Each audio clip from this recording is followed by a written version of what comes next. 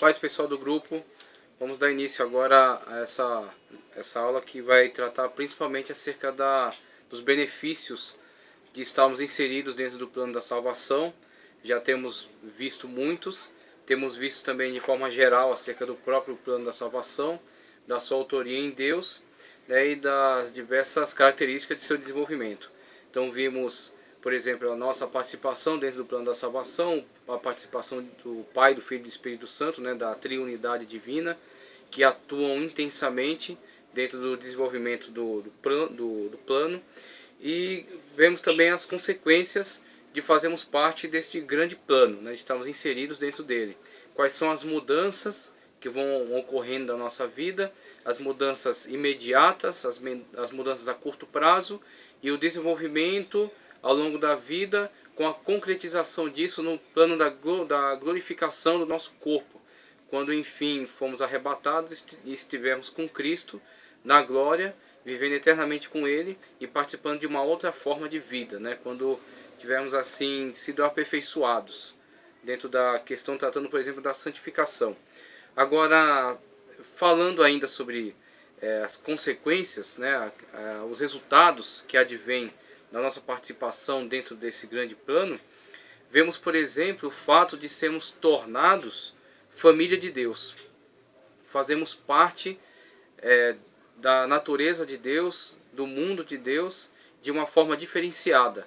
Estamos inseridos dentro desse grande plano da família de Deus e somos chamados não mais apenas criaturas de Deus, como todas as demais pessoas que são criados em Deus. Deus criou todas as coisas, o mundo, o universo, né, os seres, o mundo, o reino animal, o reino mineral, né, todos os seres angelicais são criaturas de Deus. Mas acima desse quadro geral de criaturas de Deus, existe um privilégio para aqueles que estão inseridos dentro do plano da salvação, que é poderem ser chamados filhos de Deus, entrarem para uma outra categoria. E essa categoria, essa nova natureza, essa nova forma de vida, essa nova forma de existência, ela foi tornada possível graças à obra e ação de Cristo Jesus. Então, através do unigênito de Deus, é interessante passarmos a observar esse tipo de termo e entendermos o que ele significa quando é falado acerca de Cristo, que ele é o unigênito. E o que significa, qual é o sentido que essa palavra nos traz? Unigênito. Ela traz exatamente o entendimento de que Cristo é o único gerado. Então, unigênito, ela significa mais do que primogênito. Primogênito, por exemplo, é o primeiro filho de uma sequência de filhos da mesma natureza. Só que Cristo não é simplesmente o primogênito. Cristo é o unigênito, ou seja, ele é o único filho gerado do tipo de geração a qual ele pertence. Então nós vamos ver, por exemplo, na matéria de teologia bíblica, vamos ver uma explicação mais detalhada acerca disso, mas o fato de Cristo ser chamado Filho de Deus e ser chamado também unigênito de Deus, não o torna inferior a Deus. Não faz com que Deus seja superior a ele, porque ele é o Pai e Cristo é o Filho. Nós vamos ver qual é a forma e qual é o significado que traz o fato dele ser Filho de Deus e ele ser unigênito.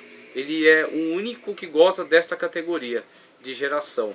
Então, essas terminologias Pai, Filho e Espírito Santo, elas na verdade existem no sentido de trazer um entendimento para nós, nos inserir dentro da realidade de Deus, para que nós possamos ter algum conhecimento acerca de Deus. Entendemos que Deus é o Pai, que o Pai enviou o Filho, como nós vemos, por exemplo, na aula passada eu falei sobre os símbolos.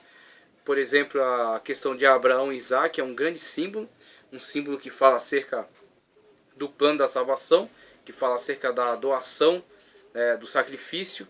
Então, da mesma forma como Abraão entrega seu filho Isaac em sacrifício a Deus, em obediência a Deus, o Deus Pai entrega o seu filho para sacrificar-se em prol da humanidade caída. Então este é um símbolo do Antigo Testamento trazido, transportado para o nosso entendimento, para que nós possamos ter acesso a esse conhecimento.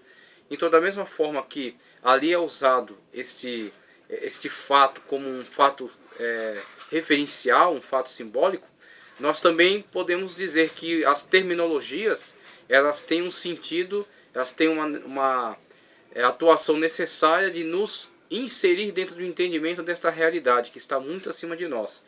Então por isso que um é chamado Pai, outro é chamado Filho e outro é chamado Espírito Santo. Mas os três são três pessoas distintas, mas não são três deuses, como querem afirmar assim os unicistas, querendo trazer um falso entendimento, querendo na verdade trazer confusão à revelação bíblica da Trindade. Quem revela a Trindade não são teólogos, não são estudiosos, não foi Constantino, não foi o Credo de Nicéia. Quem revela a Trindade é a Bíblia Sagrada, que fala acerca da Trindade de forma abrangente e contundente através de toda a Escritura. A Trindade não está resumida a um texto, está resumida a um versículo. Ela está revelada ao longo de toda a Escritura.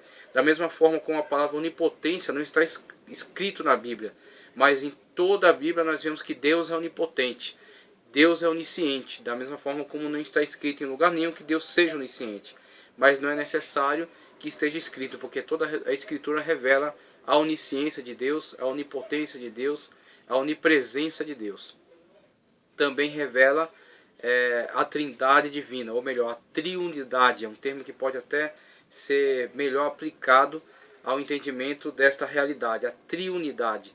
Três pessoas, mas que perfazem o mesmo Deus, coexistentes, coeternos, que gozam do mesmo poder e da mesma autoridade. Nenhum está acima do outro.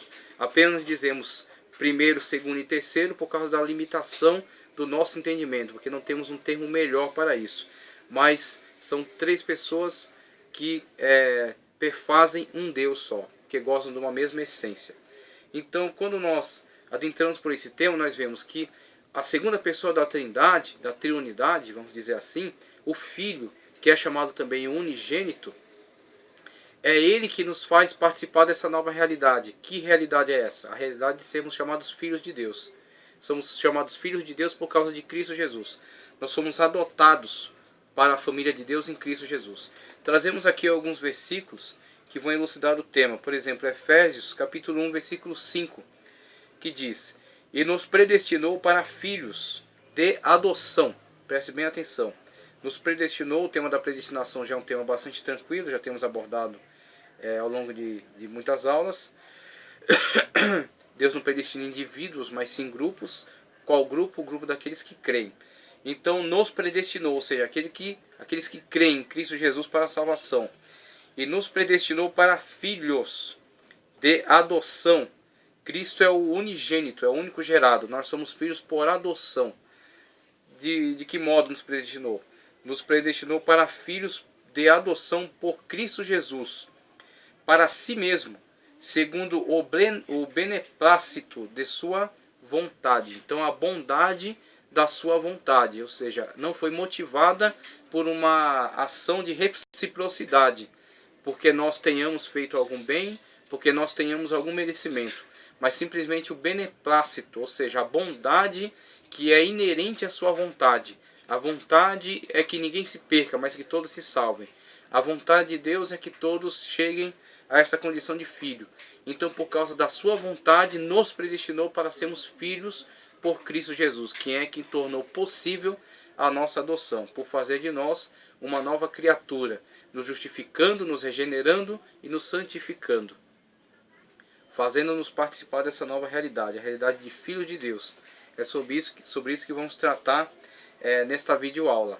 O fato, o benefício, a bênção de sermos chamados filhos de Deus. Também Gálatas 4:5 diz: para remir os que estavam debaixo da lei. O tema da remissão também vai ser estudado especificamente em algumas aulas para frente. Para remir os que estavam debaixo da lei, a fim de recebermos a adoção de filhos. Então, a partir da remissão operada por Cristo, aqueles que estavam debaixo da lei, como Paulo fala em Romanos, a lei não salva, a lei aponta ao pecado. É isso que a lei faz, a lei acusa. Este é o padrão de Deus. E diante do padrão de Deus nós vemos a nossa incapacidade, a nossa falha, né, a nossa insuficiência. E a partir da graça, sim, a partir da graça que nós somos salvos. Nós somos salvos por meio da graça em Cristo Jesus. Então cremos em Cristo Jesus, somos justificados por Ele, somos feitos novas criaturas nele, a partir da regeneração, e por meio do plano da graça nós alcançamos a salvação em Cristo Jesus e somos feitos filhos de Deus, por adoção, conforme Gálatas também. Paulo em Gálatas também afirma, Gálatas 4:5. Romanos 8:15 diz: porque não recebestes o espírito de escravidão, para outra vez estardes em temor, mas recebestes o espírito de adoção de filhos, o espírito de adoção de filhos, pelo qual clamamos Abba Pai. O termo Abba Pai é um termo emprestado do aramaico, que era a língua popular da época de Cristo. Havia o hebraico, que é a língua culta, a língua erudita, a língua da escritura sagrada, dominada pelos fariseus, pelos sacerdotes, pelos escribas, pessoas de muita erudição, de muita cultura. E havia o aramaico, que era a língua do povo, a língua comercial, a língua falada na grande maioria da sociedade da época. E havia ainda o grego, que era uma língua muito conhecida, também uma língua internacional, uma língua do comércio, mas que nem todos na Palestina tinham conhecimento do idioma grego, mas o aramaico era uma língua popular. E o termo Abba Pai, ele traz o sentido de paizinho, pai amado, pai querido. É uma forma intimista de se relacionar com Deus, uma forma de tratar Deus com intimidade. Por isso que Paulo traz esse paralelo, né? Paulo faz aqui um contraste, dizendo que nós não estamos debaixo de temor, não estamos debaixo de temor, como se relacionando com Deus por causa do medo, porque Deus seja um Deus punitivo, porque seja um Deus vingativo. Pelo contrário, nós recebemos o espírito de adoção de filhos. Então, por meio da ação do Espírito, nós chegamos à condição de filhos, fomos adotados como filhos de Deus. E a partir da condição de filhos de Deus, temos intimidade com Deus. Então, dentro desse relacionamento de intimidade é que Paulo fala que clamamos Abba Pai, ou seja, falamos de forma íntima com Deus. Isso é um privilégio, uma nova condição que a humanidade não conhece, que a sociedade comum não conhece, que as pessoas naturais não conhecem, mas somente aqueles que são espirituais, aqueles que creem em Cristo Jesus para a salvação, aqueles que têm a sua vida transformada, são renovados e que estão gozando dessa nova natureza em Cristo Jesus. Nós temos intimidade com Deus. É a partir desse relacionamento íntimo com Deus que percebemos a diferença, né? Que percebemos aí o grande privilégio de estarmos inseridos no plano da salvação. Outro texto também de Romanos 8:23. E não só ela, mas nós mesmos, que temos as primícias do Espírito, também gememos em nós mesmos, esperando a adoção, a saber, a redenção do nosso corpo. Porque Paulo traz esse sentimento, né? Esse sentimento, ele diz que nós gememos, não somente a natureza, mas também nós gememos por essa redenção. Porque Paulo está querendo nos fazer entender que nós participamos de uma nova natureza. Inclusive, a gente pode relacionar esse texto com aquilo que João diz, que João diz na sua carta: não ameis o mundo e nem o que no mundo há, porque quem ama o mundo, o amor do Pai não está nele. Em outro lugar, João diz que aqueles que amam o mundo se constituem inimigos de Deus. Então esse mundo sempre asseverando, não é o mundo físico, o mundo natural, as praias, os lagos, a floresta, não é esse tipo de mundo, mas sim o mundo sistema mundano, o sistema babilônico, o sistema ímpio e corrompido que está governando momentaneamente este mundo caído. Dois termos que são aplicados no original grego e que diferenciam essa questão. É o mundo cosmos, que é o mundo sistema, e o mundo gea, que é o mundo criação. Então o gea é a criação natural e o cosmos é o sistema mundano. Então a partir desse termo nós temos entendimento que o que jaz no maligno é este sistema corrompido, esse sistema que está em contradição com a vontade de Deus, mas que logo será destruído. Então não temos comunhão com esse sistema e por isso não fazemos parte dele e estamos incomodados com ele, e ele também está incomodado conosco. Por isso Paulo traz essa sensação aqui de de que nós gememos esperando a redenção, ou seja, esperando a manifestação total e plena de Deus, o governo da sua vontade, e assim estamos completamente inseridos dentro do mundo de Deus e do sistema de Deus. Então, ser filho de Deus é isso. Ser filho de Deus é estar em comunhão íntima com Deus, estar em comunhão plena com Deus, participar da vida de Deus, aquilo que nós falamos na aula passada sobre a eternidade. Muitos, quando ouvem falar do termo eternidade, pensam em algo para o futuro, em um futuro distante. Na verdade, eternidade, ela não tem começo nem fim. Tem que diferenciar essa eternidade de infinito. Infinito teve um começo, mas terá fim. A eternidade, ela não tem nem começo nem fim. Aqueles que foram transformados em nova criatura já participam da eternidade. Ou seja, eles estão inseridos já na vida de Deus, no tempo de Deus, vivendo as coisas de Deus. Eles têm desejo por aquilo que Deus tem a fazer, por aquilo que Deus tem a realizar. Então eles não estão mais satisfeitos com esse mundo. Esse mundo é muito pouco. Esse mundo de pecado, esse mundo de destruição é muito pouco. São coisas insignificantes, são coisas irrelevantes, e algumas dessas são coisas nojentas, que não trazem mais interesse para aqueles que participam da eternidade de Deus, aqueles que participam do plano e da vida de Deus.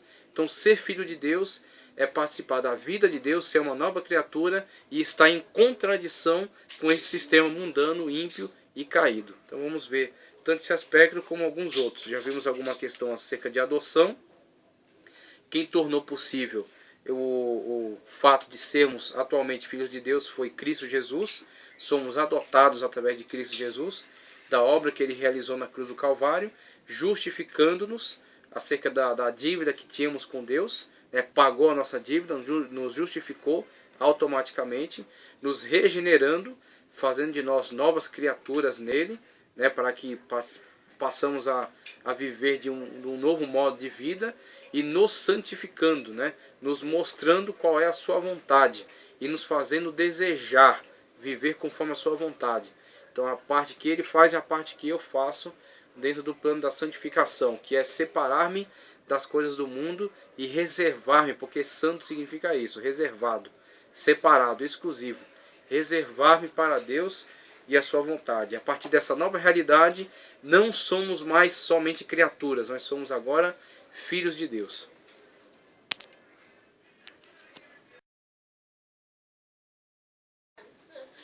Tratando ainda sobre a aula que está esclarecendo a questão da adoção de filhos, esse grande privilégio do qual nós participamos, de sermos chamados filhos de Deus, já falamos acerca da questão de sermos filhos por adoção, que essa adoção foi tornada possível por causa da obra de Cristo Jesus, mas em alguns momentos a palavra de Deus se refere a nós também como filhos por nascimento. Por que nós também somos chamados filhos por nascimento? Em que sentido nós somos filhos por nascimento? A partir dos textos bíblicos que vamos citar, nós vamos entender esta abordagem, porque também é válida essa abordagem. Por exemplo, em Tiago 1,18 diz: segundo a sua vontade ele nos gerou, pela palavra da verdade, para que fôssemos como primícias das suas criaturas. Então, repetindo aqui, segundo a sua vontade ele nos gerou pela palavra, para que fôssemos como primícias das suas criaturas. E o texto de João 3 ao 6, o próprio Senhor Jesus diz: Jesus respondeu e disse-lhes: na verdade te digo que aquele que não nascer de novo não pode ver o reino de Deus. Disse-lhe Nicodemos: como pode um homem nascer sendo velho? Pode porventura tornar a entrar no ventre de sua mãe e nascer? Jesus respondeu: na verdade te digo que aquele que não nascer da água e do Espírito não pode entrar no reino de Deus. O que é nascido da carne é carne, e o que é nascido do Espírito é Espírito. Então nós vemos aqui dois textos que vão elucidar a questão de sermos filhos de Deus por nascimento. Primeiramente, nós vemos uma grande contradição entre aquilo que Cristo estava afirmando, entre aquilo que Cristo estava categoricamente afirmando, instruindo aqui a Nicodemos, que era um fariseu, que era um doutor da lei, que era alguém com conhecimento bíblico, mas que estava desvinculado do conhecimento que estava sendo revelado por Cristo. Não tinha alcançado esse nível de profundidade ao que Cristo estava querendo conduzi-lo.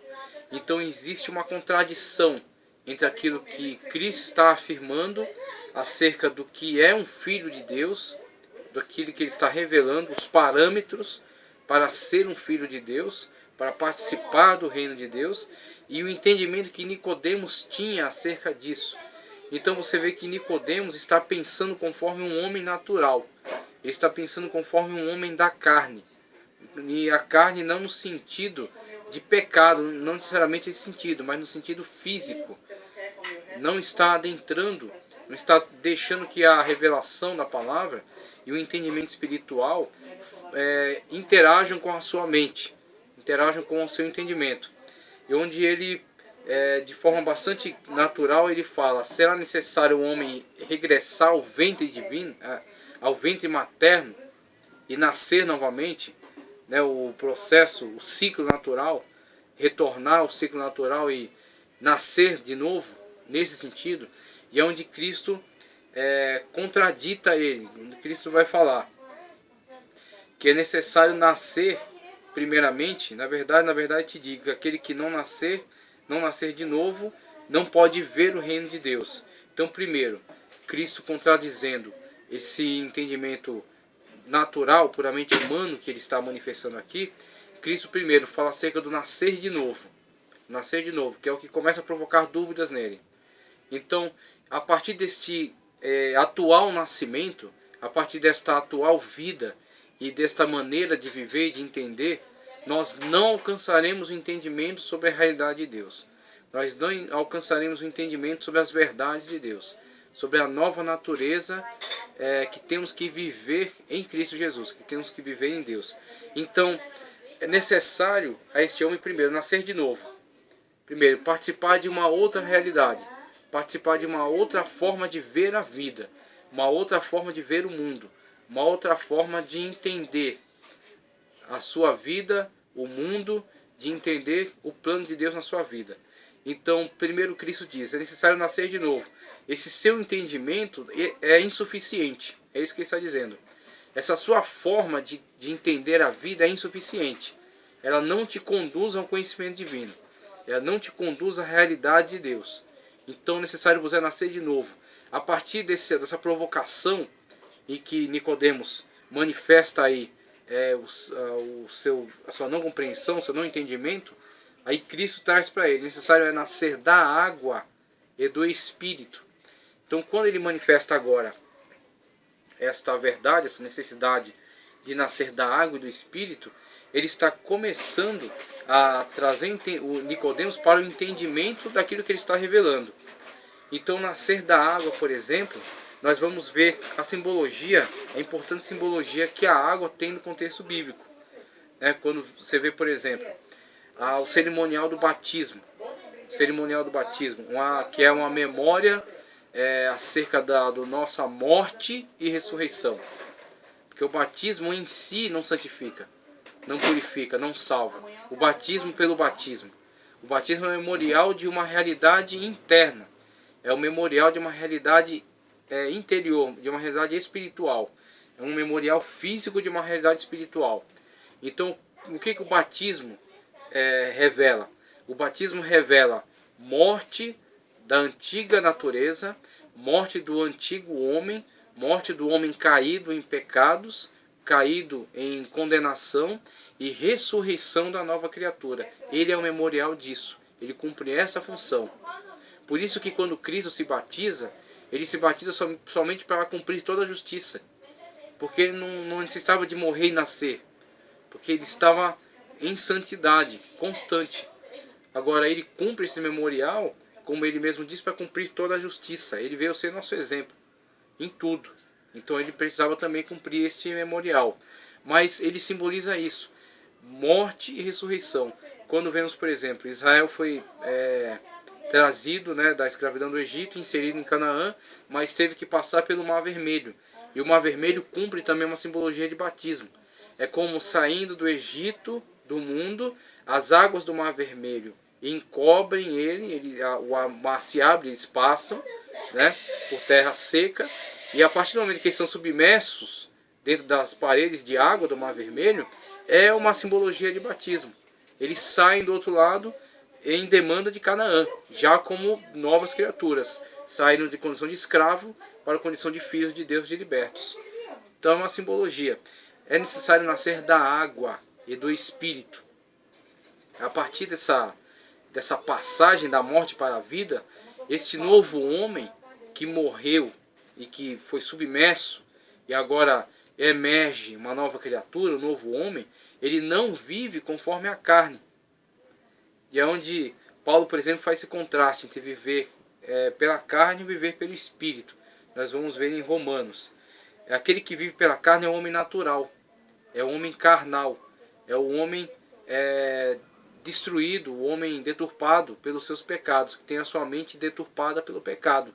Então aquilo que ele pensa, aquilo que ele entende da vida, aquilo que ele busca, os desejos que ele manifesta, os sonhos que ele quer realizar, estão necessariamente impulsionados por um desejo carnal. Estão distorcidos por um homem que caiu em Adão, que está separado de Deus. Então o que Paulo fala? Viver uma nova vida em espírito. Da mesma forma como Cristo está dizendo aqui, necessário vos é nascer da água e do Espírito. Quando este homem nasce do Espírito, a forma de viver, a forma de pensar, a forma de raciocinar dele, leva em questão e em consideração a vontade de Deus para a sua vida. A palavra de Deus, a vontade de Deus, aquilo que Cristo revela na sua palavra.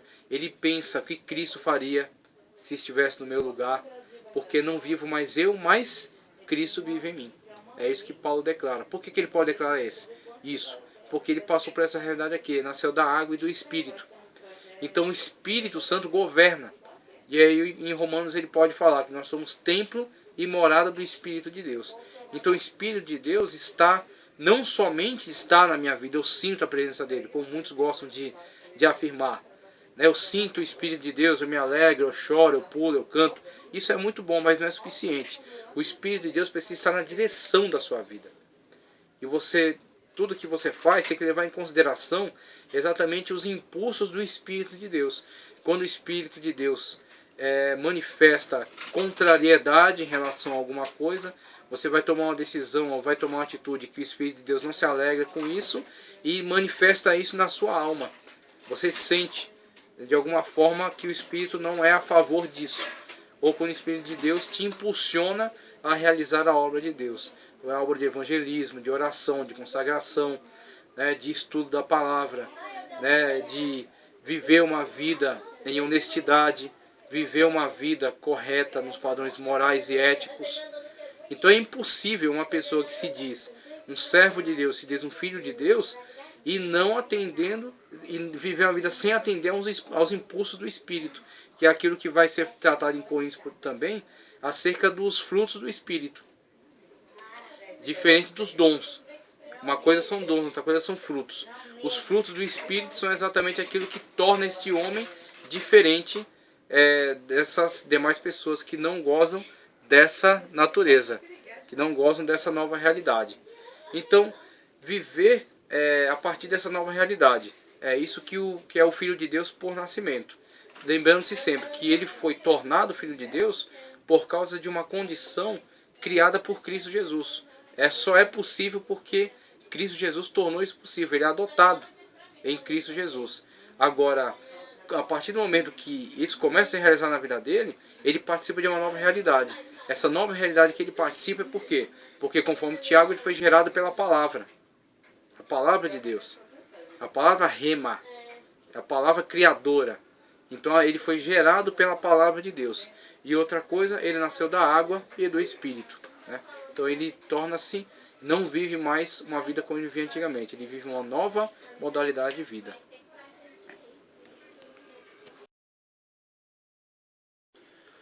Continuando a tratar sobre a questão de sermos filhos de Deus, Temos, por exemplo, que participamos da natureza de Deus, né? Somos nova criatura em Cristo Jesus e nascemos da água e do Espírito.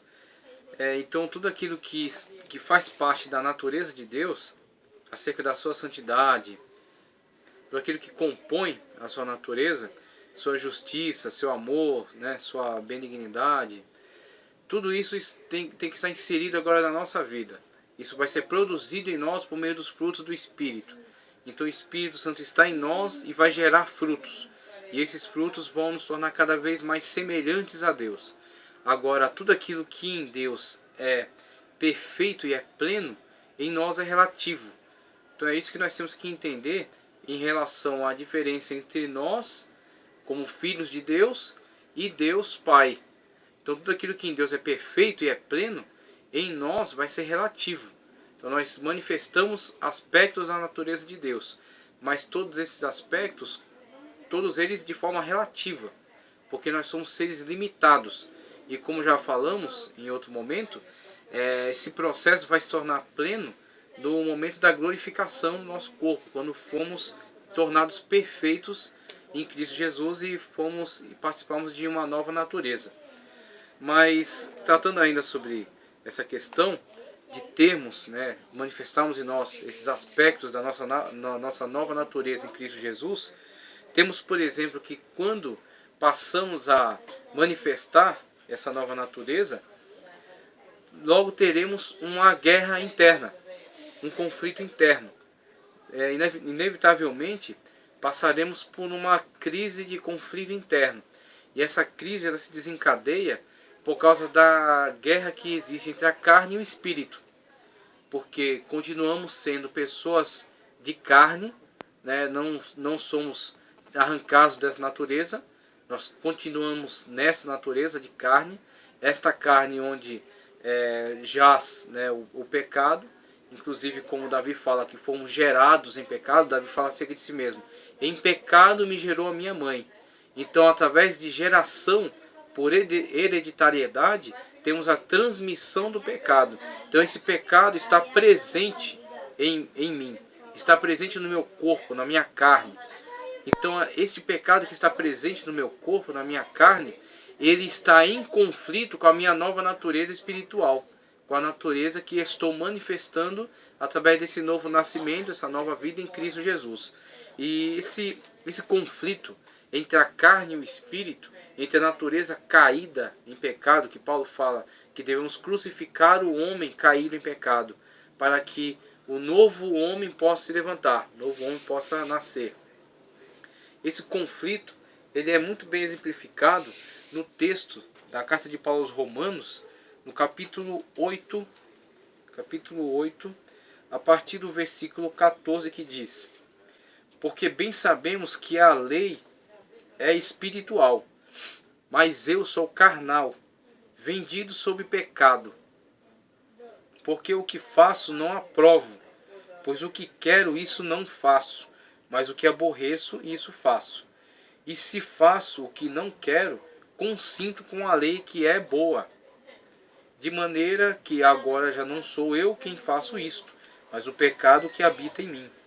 Porque eu sei que em mim, isto é, na minha carne, não habita bem algum. E com efeito o querer está em mim, mas não consigo realizar o bem. Porque não faço o bem que quero, mas o mal que não quero, esse faço. Ora, se eu faço o que não quero, já não faço eu, mas o pecado que habita em mim. Acho então esta lei em mim, que quando quero fazer o bem, o mal está comigo. Porque segundo o homem interior, tenho prazer na lei de Deus, mas vejo nos meus membros outra lei, que batalha contra a lei do meu entendimento, e me prende debaixo da lei do pecado, que está em meus membros. Miserável homem que sou!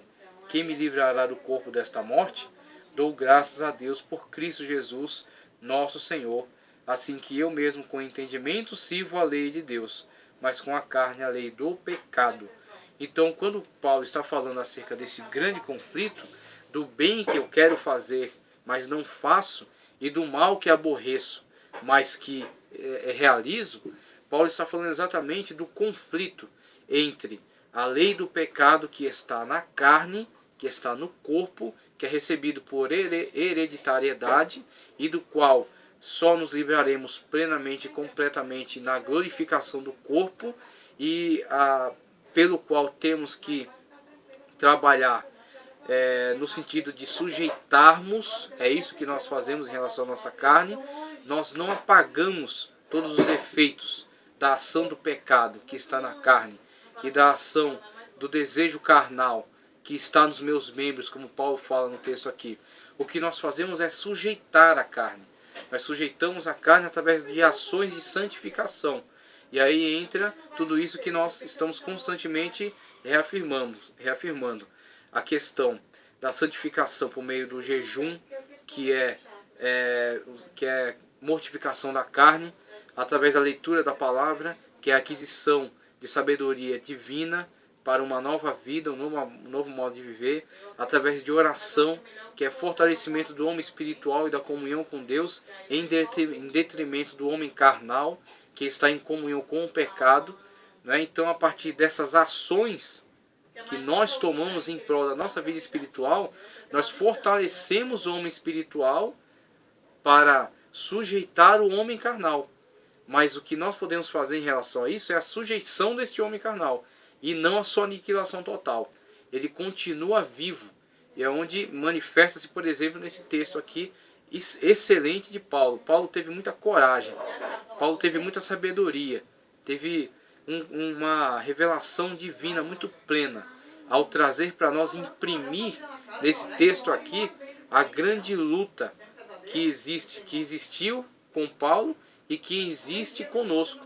A nossa luta, a luta da qual participamos constantemente. Esta é a luta do cristão. A partir desse texto aqui, do entendimento desse texto, você consegue compreender aquilo que Cristo fala, por exemplo, aquele que quiser vir após mim. Preste muita atenção que Cristo fala assim, aquele que quiser. Tem que ser uma decisão, tem que ser uma escolha íntima e pessoal. Aquele que quiser vir após mim, tome a cada dia. Você vê que Cristo enfatiza que é a cada dia, não é uma vez na vida, não é um momento. Tome a cada dia a sua cruz e siga-me. A cruz não é externa. A cruz é a nossa própria natureza caída em pecado, a qual temos que constantemente sujeitar, a qual temos que constantemente vencer. Então tome a cada dia a sua cruz e siga-me. Então este é o nosso sacrifício para Deus. Sujeitar a carne, sujeitar o homem carnal, sujeitar a natureza caída em pecado. Quando sujeitamos essa natureza caída, em demanda de viver uma vida espiritual com Deus, estamos com certeza inseridos dentro dessa luta. Essa luta entre o homem carnal e o homem espiritual. Por isso que aquilo que em Deus é pleno, no homem é relativo. Então o homem é relativamente santo, é relativamente benigno, é relativamente justo. Por que ele é relativamente? Porque ele não pode ser plenamente. Porque ele ainda está inserido dentro de um homem, de uma natureza, de um corpo caído em pecado. Não que o corpo seja inerentemente mau, não que a matéria seja inerentemente má. Se assim disséssemos, estaríamos incorrendo na heresia gnóstica, que afirmava isso, que a natureza material é inerentemente má. Por isso que eles diziam que Cristo era um éon, era uma emanação divina, e que jamais nasceu em carne. Mas João fala na sua carta que aqueles que não confessam que Cristo veio em carne sejam considerados anticristo. Porque Cristo veio em carne. Cristo encarnou, Cristo viveu conforme o novo Adão, uma nova natureza, viveu conforme uma natureza perfeita, carnal, mas perfeita, sem pecado. Viveu entre nós e cumpriu, realizou toda a obra de redenção por nós. Então a carne, ela não foi criada em pecado, mas ela está em pecado. E essa tem sido a nossa condição. E mesmo que sejamos salvos, sejamos redimidos em Cristo Jesus, continuamos nessa luta, nessa guerra do pecado que habita em nós, ao qual temos que sujeitar. Temos que tomar cada dia a nossa cruz e seguir após Cristo, sujeitando a carne e vivendo uma nova vida em espírito. Então esta é a luta, esta é a guerra travada, a qual nós vamos ter que perseverar até o fim, até o dia na nossa plena glorificação em Cristo Jesus. Quando então não haverá mais essa batalha, mas seremos perfeitos através do novo nascimento que nós teremos nele, né? Participaremos daquilo que é chamado o corpo glorioso, aquilo que Cristo manifestou, sendo a primícia dos que dormem, o primeiro que participou dessa nova ressurreição, que ressuscitou para nunca mais morrer, quando nós também gozarmos dessa situação. Aí nos livraremos dessa situação narrada aqui por Paulo, descrita aqui por Paulo, da guerra entre a carne e o espírito.